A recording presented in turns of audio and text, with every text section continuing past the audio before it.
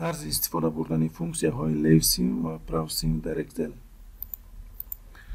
لیوسیم این برای از طرف چپ چند سیمبل رو چند رمز رو نشان دادم.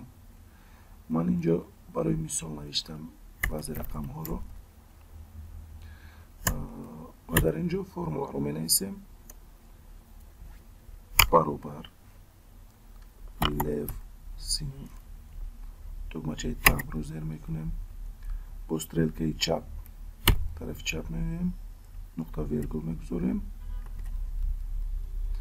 بعد 5 می نویسیم اگر خواهیم که 5 رمز اولش رو نشان دهد یعنی از 9 تا 6 باز یک بار دیگر تاب رو زیر میکنیم چقدر که دیدید 1 2 3 4 5 رمز اول رو در اینجا نشان داد. بعد فرمولا ما رو تا به پایان کپی استایید میکنیم. اینش باشد برای براوسیم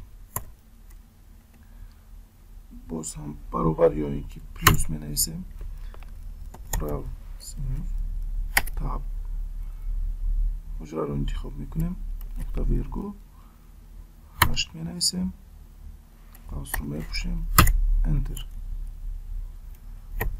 از عقب از طرفی راست 8 رمز رو با ما نشان داد 1 2 3 4 5 6 7 8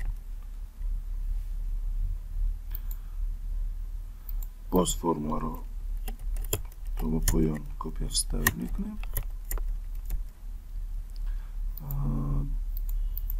اینها رو در این گونه حالت ها استفاده بردن میتوانیم.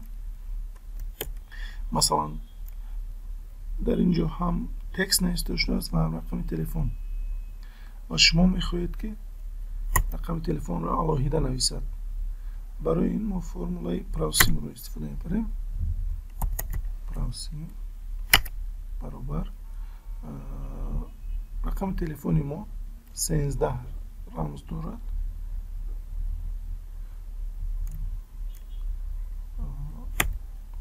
انتخاب میکنم نقطه ویرگول 13 می نویسیم قوس رو میپوشیم و انتر رو زیر میکنیم. رقم تلفنمون آمد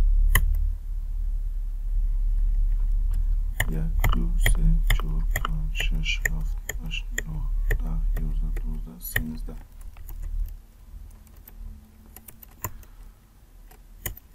تا به پایان استایل میکنیم. تمام.